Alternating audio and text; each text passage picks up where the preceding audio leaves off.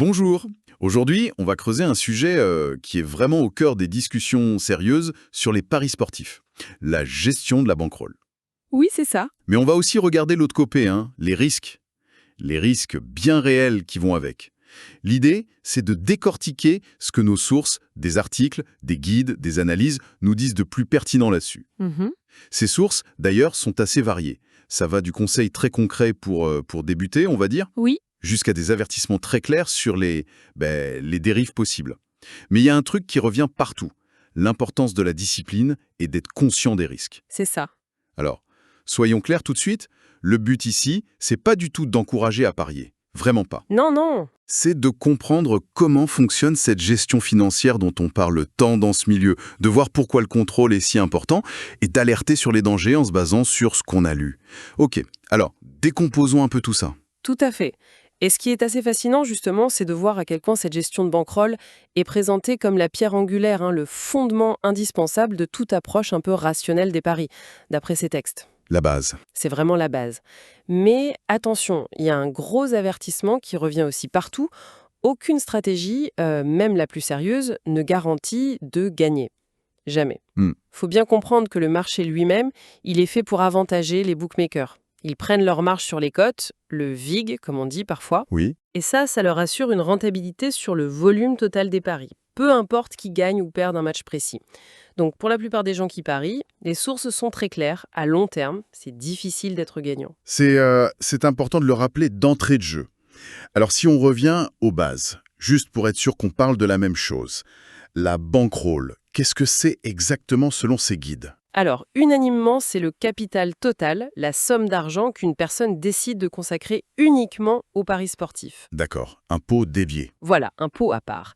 Et la stake ou la mise, c'est simplement le montant qu'on va jouer sur un pari spécifique. Et là-dessus, tous les textes insistent lourdement, cet argent de la bankroll, ça doit être de l'argent qu'on peut se permettre de perdre. Ah oui, absolument. Totalement séparé du budget pour vivre. Le loyer, la nourriture, les factures. C'est la règle numéro 1 en quelque sorte. C'est même pas une règle, c'est une condition sine qua non, j'ai envie de dire. Et pourquoi c'est si important, cette séparation, cette gestion? Les analyses pointent surtout deux choses. Mhm. D'abord, le contrôle des émotions. Forcément, quand on parie, il y a des hauts et des bas, des gains, des pertes. Ça peut vite rendre euphorique ou très frustré. L'envie de se refaire tout de suite. Exactement. Et une gestion claire, ça aide à garder un peu la tête froide. Et ensuite, et c'est lié, ça aide à éviter de tomber dans l'endettement. Logique. Sans limite, on peut être tenté de miser plus pour compenser une perte, et c'est là que la spirale dangereuse commence. Donc comprendre ces méthodes de gestion, c'est avant tout apprendre à encadrer le risque si on choisit de s'y mettre. D'accord. Alors justement, les méthodes concrètes. Pour quelqu'un qui débute, qu'est-ce qui ressort le plus des documents qu'on a? Il y en a deux qui reviennent tout le temps. Oui, La première, c'est la stick fixe, la mise fixe. la plus simple. C'est ça, hyper simple. On fixe un montant, disons 30 ou 50 euros, si on part d'une bankroll de 1000 par exemple. Mhm. Et on mise toujours cette somme-là. Peu importe si on a gagné ou perdu avant, peu importe si la bankroll a monté ou baissé. Voilà. L'avantage principal qui est souligné, c'est la facilité. Facile à suivre, ça contrôle bien les dépenses et ça évite de faire n'importe quoi sur un coup de tête après une perte ou un gain. C'est pour ça que c'est souvent conseillé pour commencer, pour apprendre la discipline. Tout à fait. Mais les taxes montrent aussi l'inconvénient. Comme la mise est fixe, elle représente un pourcentage de plus en plus gros de la bankroll si on perd beaucoup. Donc, le risque augmente, en proportion. Ah oui, exact. Et inversement, si on gagne, ça ne permet pas vraiment de profiter de la croissance du capital.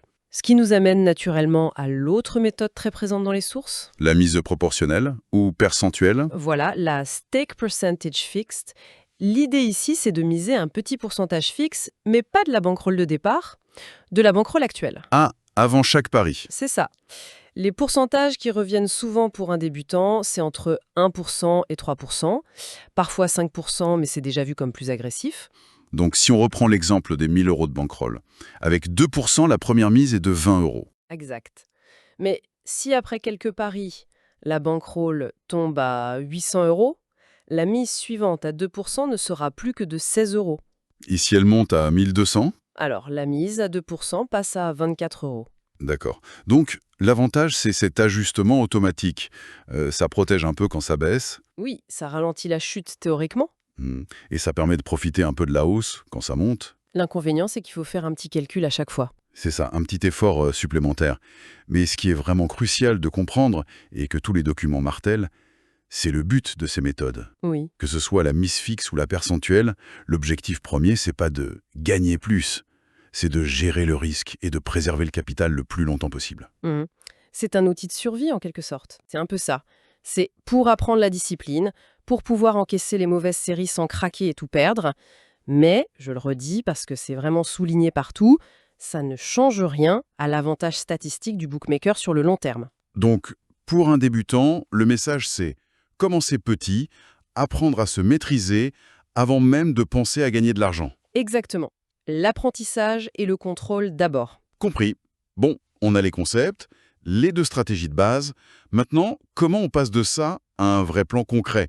Comment on le construit et surtout comment on le suit au quotidien? C'est là que ça devient vraiment intéressant parce que les guides sont assez précis là-dessus. Oui, il donne un processus assez clair en général. Alors, première étape, on en a déjà parlé, définir sa bankroll de départ, ce fameux montant qu'on peut perdre sans que ça pose de problème financier. Et les sources insistent, faut être réaliste par rapport à sa situation. C'est la base. Deuxième étape, choisir sa stratégie de mise, fixe ou percentuelle. Ça dépend un peu du tempérament de chacun, si on préfère la simplicité ou l'adaptation. Mhm. Troisième étape, et ça revient beaucoup, fixer des limites claires. Et s'y tenir. Pas juste le montant de la mise. Ah oui, les limites de perte, les stop-loss. Exactement. Des seuils de perte, par exemple sur une journée ou une semaine. Si on perd, disons, 10% de la bankroll, hop, on arrête pour la journée. C'est une règle qu'on se fixe à l'avance. Certains parlent même de stop-win, s'arrêter après un certain gain pour ne pas tout rejouer. Oui, pour sécuriser un peu et éviter l'euphorie. Quatrième étape, et ça plusieurs textes disent que c'est absolument essentiel, tout noter. L'enregistrement des paris. Indispensable. Chaque pari, sans exception. Que ce soit dans un carnet, un fichier Excel, une appli, faut noter la date, le match, le type de pari, la cote, la mise, le résultat et surtout le solde de la bankroll mise à jour. C'est pas juste une contrainte, c'est vu comme un outil d'analyse. Absolument. Et enfin, cinquième étape, faire le point régulièrement. Chaque semaine ou chaque mois. Regarder ses chiffres, analyser ce qui s'est passé, comparer avec ses objectifs, si on en avait. Et au milieu de tout ça, il y a une règle d'or. Un avertissement qui est répété en boucle dans presque tous les documents. Le fameux « chasing losses ». Exactement. Ne jamais, mais alors jamais essayer de récupérer ses pertes en augmentant les mises ou en pariant n'importe comment juste après avoir perdu. C'est le piège émotionnel numéro 1. C'est identifié comme le piège absolu. La frustration d'une perte pousse à vouloir effacer ça tout de suite, quitte à doubler la mise ou parier sur un truc qu'on n'aurait jamais joué sinon. Et là, les analyses sont formelles. C'est le chemin le plus rapide vers des pertes encore plus grosses.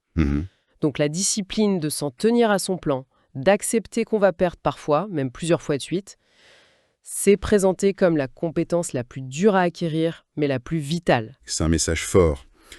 Ce plan, donc, c'est pas juste un truc qu'on fixe une fois au début. Le suivi et l'ajustement, ça a l'air d'être la clé pour que ça reste utile. Comment les sources conseillent de faire ce suivi? Tout repose sur la qualité de l'enregistrement dont on parlait. Il fait un nez de bord, quoi. C'est ça. C'est en analysant ces données qu'on peut commencer à voir des choses, selon les guides. Est-ce que certains types de paris marchent mieux que d'autres pour soi? Est-ce qu'on fait des erreurs répétées? On passe de l'instinct à l'analyse. Voilà. Et ensuite, les textes parlent de regarder des chiffres un peu plus objectifs pour évaluer sa performance. Le fameux ROI, retour sur investissement. Et oui, c'est quoi exactement? En gros, ça mesure combien on gagne ou on perd pour chaque euro misé au total sur une certaine période. Ça donne une vue d'ensemble de la rentabilité. D'accord. Parfois, il mentionne aussi le yield, le rendement. C'est un peu plus précis, ça mesure le profit par rapport juste au total des sommes misées. Ça donne une idée plus pure de l'efficacité des paris eux-mêmes. Et on regarde aussi les séries, les hauts et les bas. Oui. Analyser les séries de gains ou de pertes et aussi le drawdown. C'est la perte maximale qu'on a subie depuis le dernier pic de la bankroll. Ça montre à quel point on peut descendre bas même si on finit par remonter. Et une fois qu'on a cette analyse, comment on ajuste le plan? J'imagine qu'il ne faut pas juste augmenter les mises dès que ça va un peu mieux. Ah, surtout pas. Les sources mettent vraiment en garde contre ça. L'ajustement doit être aussi discipliné que le reste. C'est logique. Si l'analyse montre que la bankroll baisse durablement, la recommandation, c'est de réduire la taille des mises, que ce soit le montant fixe ou le pourcentage, pour protéger ce qui reste. Et si ça monte? Si les résultats sont bons et constants sur une période assez longue, on peut envisager une augmentation des mises, mais prudente et contrôlée. Le point clé, c'est que tout changement, passer de fixe à proportionnel, ajuster le pourcentage, doit venir de l'analyse des chiffres, pas d'une réaction à chaud après une bonne ou mauvaise journée. Donc ce suivi basé sur les faits, ça rend le plan vivant, dynamique. Exactement. Et ça demande une chose essentielle, soulignée dans plusieurs textes, être honnête avec soi-même. Facile de se souvenir du gros gain et d'oublier les 10 petites pertes. Tout à fait. Cette rigueur dans l'analyse s'est présentée comme le seul moyen de prendre des décisions un peu plus rationnelles et peut-être de durer un peu plus longtemps dans cette activité. Ou alors, Oui? et c'est une conclusion importante de certains textes, de se rendre compte objectivement que ça ne marche pas pour soi, que ce n'est pas rentable ou pas gérable, et qu'il vaut mieux tout simplement arrêter. C'est une issue possible aussi. Jusqu'ici, on a beaucoup tourné autour des chiffres, des méthodes, de la discipline financière. Mais une bonne partie des documents qu'on a lus met aussi beaucoup l'accent, et parfois de façon assez inquiétante, sur d'autres risques. Les risques humains, sociaux. Qu'est-ce qu'ils nous disent là-dessus? Oui, et c'est crucial d'en parler. Ils sont très clairs sur l'impact possible sur la santé mentale. Hmm. Perdre de l'argent de façon répétée, le stress de vouloir se refaire, l'obsession des résultats, tout ça c'est décrit comme pouvant déclencher ou aggraver l'anxiété, le stress, parfois même la dépression ou une grande frustration. C'est un fardeau psychologique qui peut devenir très lourd. Personne qui parie, j'imagine. Non, bien sûr. Les conséquences sur l'entourage, la famille, les amis sont aussi largement abordées. Quand les paris prennent trop de place, deviennent secrets, ça peut créer des tensions financières dans le couple, un manque de confiance, des sautes d'humeur liés aux gains ou aux pertes. Des conflits, de l'isolement. Exactement. Ça peut vraiment abîmer les relations. C'est pourquoi la capacité à reconnaître les signaux d'alerte est si importante. C'est un point sur lequel insistent beaucoup les sections de prévention. Et quels sont ces signaux d'alerte typiques mentionnés, hein? Les exemples donnés sont très concrets. Commencez à piocher dans l'argent prévu pour les dépenses essentielles.